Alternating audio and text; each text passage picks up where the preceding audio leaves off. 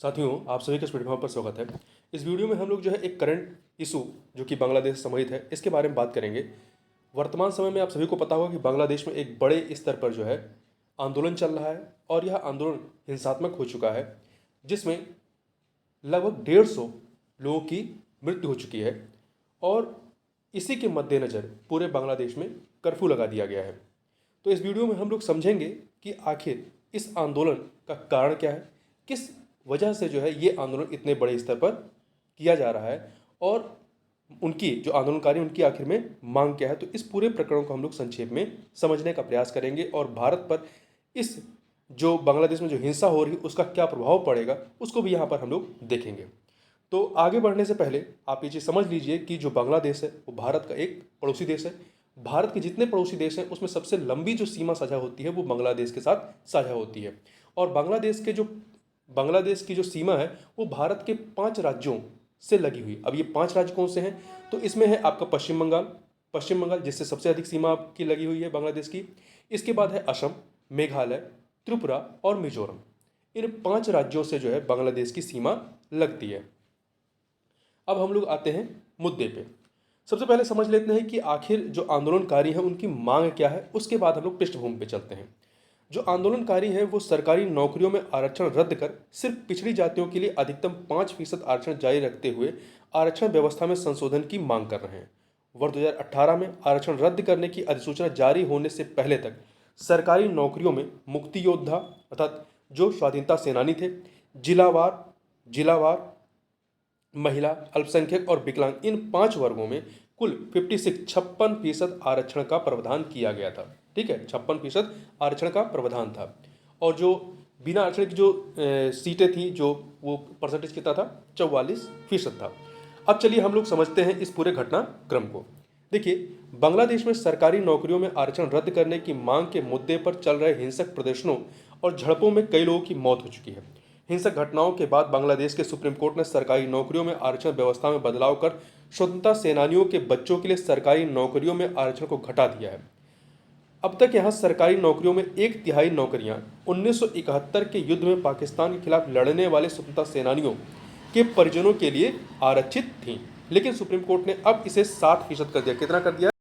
तो इस आरक्षण की सीमा को सुप्रीम कोर्ट ने 56% से घटा करके कितना कर दिया है? 7% कर दिया है। देखिए, प्रदर्शनकारी जो है उस प्रणाली को समाप्त करने की मांग कर रहे थे जिसके तहत 1971 में पाकिस्तान के खिलाफ बांग्लादेश के मुक्ति संग्राम में हिस्सा लेने वालों के परिजनों को नौकरियों में 30% तक आरक्षण दिया जाता था। तो ध्यान रखिएगा कि 1971 में जो बांग्लादेश है वो पाकिस्तान से अलग होता है। देखिए, पाकिस्तान जो है पहले 2 भागों में था, एक पश्चिमी पाकिस्तान था और जो वर्तमान में बांग्लादेश है ये पूर्वी पाकिस्तान के नाम से जाना जाता था। दोनों जो 2 छोर पे थे, इसलिए इसका प्रशासन करने में काफ़ी दिक्कतें हो रही थी।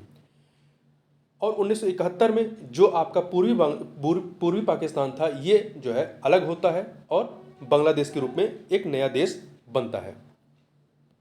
तो देखिए, इस आंदोलन में या जो आपका ये जो स्वतंत्रता संग्राम था बांग्लादेश का पाकिस्तान के खिलाफ, इसमें जो मुख्य नेता थे वो शेख मुजीबुर रहमान थे। शेख मुजीबुर रहमान वही हैं जो वर्तमान में यहाँ की जो प्रधानमंत्री हैं शेख हसीना के पिता थे।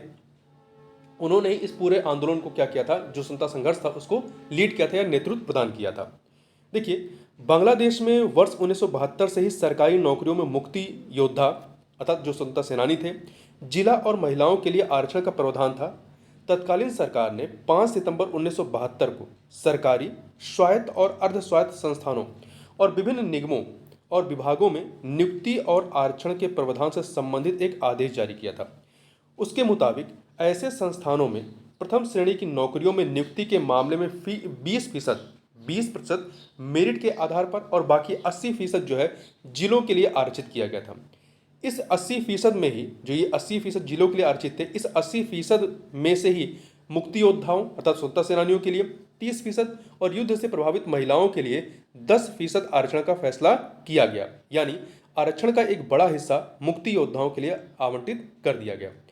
बांग्लादेश के पूर्व सचिव आबू आलम मोहम्मद शहीद खान कहते हैं कि असली मुक्ति योद्धाओं में ज़्यादातर किसान, मजदूर और बुनकर थे। ये समाज के पिछड़े तबके के लोग थे यही वजह है कि देश की आज़ादी के बाद इन मुक्ति योद्धाओं की सहायता के लिए आरक्षण पर विचार किया गया, ताकि विकास की राह पर आगे बढ़ सकें।